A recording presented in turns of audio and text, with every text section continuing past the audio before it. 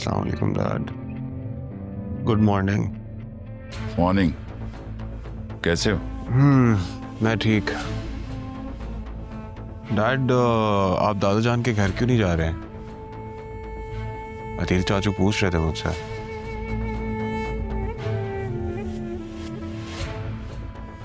Wait कर रहा हूं मैं। ताईजान की फौतगी को कुछ दिन गुजर जाएं, फिर अदील से बात हो। वैसे मैं पक्का कर चुका हूं अदील को। अब तो हमने उसे डेट देनी है शादी की। वो सब तो ठीक है, लेकिन आप मुझसे फोन पे हर वक्त तारा जी का पूछते रहते थे। जब से आप आए एक बार भी मुलाकात नहीं की आपने, क्यों? मिल लूंगा। अब आ गया हूं तो मेल जोल तो रहेगा ही। तुम कहां जा रहे हो? मैंने अभी राहा को लेकर जाना है ऑफिस। और ऐसा करो कि मैं फ्रेश हो जाता हूं, मुझे अदील के घर छोड़ दें।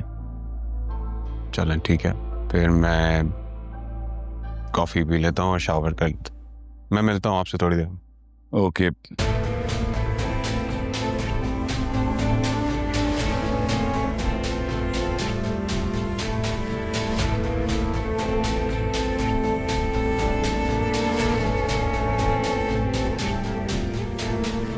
अदील, मैं इतने दिन ताईजान की वजह से बात नहीं कर सका तुमसे। दायरा दुख ही ऐसा है। क्या सामने? अरे वसीम भाई, आपने कहा था 3 वक्त का खाना आप हमारे साथ खाएंगे। उसके बाद तो आप आज ही नजर आए हैं। भाभी क्या करूं मैं? इतने दिनों बाद आया हूं, पुराने दोस्तों ने पकड़ लिया। बड़ी मुश्किल से जान बख्शी की है उन्होंने छोड़ा है तो मैं सीधा आप लोगों के पास आया। मैंने तो वसीम भाई से कहा था कि यहीं रहते, जाने की जरूरत ही नहीं थी। नहीं, जरूरत तो नहीं, लेकिन मेरा मिजाज ऐसा है अदील कि मैं किसी को अपनी वजह से डिस्कम्फर्ट में नहीं डाल सकता। सामने खो।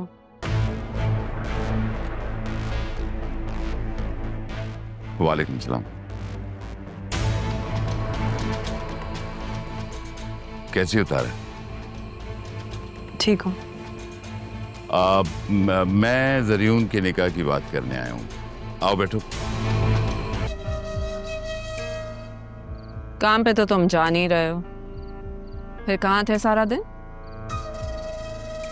नौकरी तो नहीं छोड़ दी?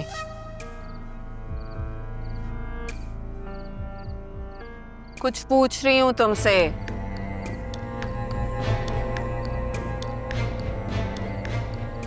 कबीर, तुम ठीक तो हो ना? कोई परेशानी है? नहीं, कोई परेशानी नहीं है। सारी जिंदगी गुजर गई लेकिन तुमने ढंग से झूठ बोलना नहीं सीखा, और ना ही सच। कभी कभी मैं सोचती हूँ हमारी शादी हुई क्यों थी? शायद एक दूसरे की नफरत सहने के लिए। वैसे तो तुम पहले भी हमेशा मुझसे लापरवाह थे, लेकिन आजकल तुम कुछ ज्यादा ही गुमसुम हो। अब तो खाला भी नहीं रही जो तुम्हें मेरे खिलाफ भड़काती रहती थी। सारा इल्जाम मेरी माँ पर डालकर खुद को बेकसूर ना समझो। तुमने जो गलती की है ना, किस्मत तुम्हें कभी माफ नहीं कर सकती।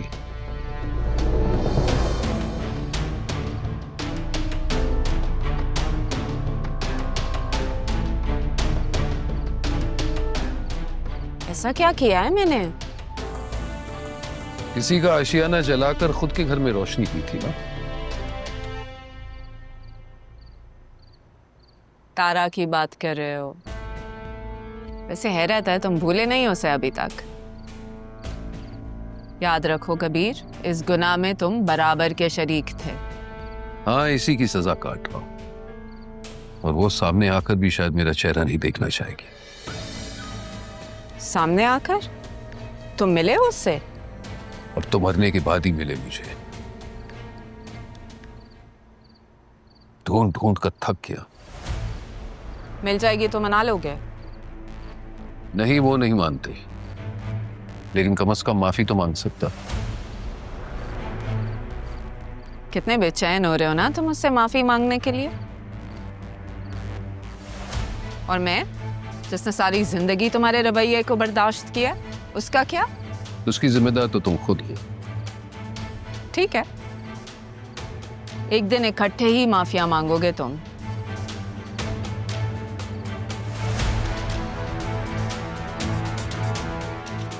देखना मैं क्या करती, कब और कैसे तुम्हें मजबूर करूं।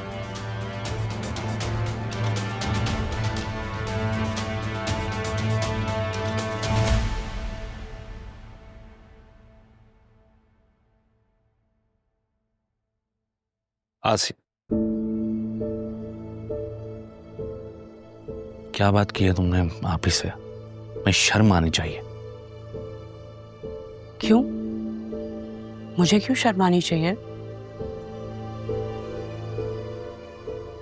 मुझे इज्जत से इस घर में ब्याह के लाया गया है, रिश्ता लेकर गए थे आप लोग, मैं क्यों शर्म करूं? नहीं, मैं समझ रहा हूं तुम्हारी बात, तुम क्या कहना चाह रही हो। एक बात याद रखना आसिया, कोई इंसान अगर कोई गलत फैसला लेता है ना तो उसे तब्दील भी कर सकता है, लेकिन मैं नहीं चाहता कि मेरी बेटी को कोई दुख पहुंचे।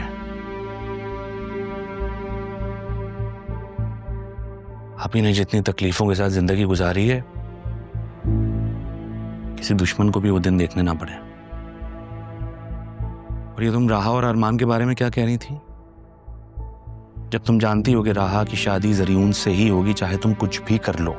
मैं जानती हूँ मुझे कुछ भी करने की इजाजत है अदील, बट मैं राहा और जरीउन की शादी की तैयारियों की बात कर रही थी।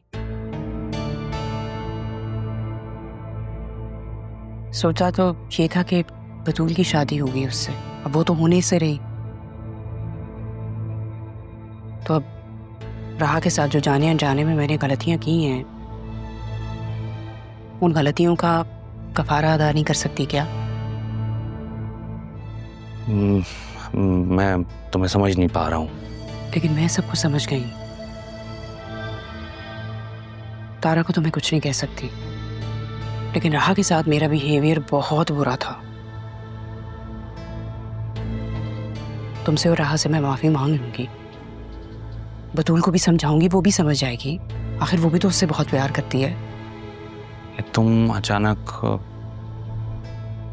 Is everything alright? Yeah, everything is all right.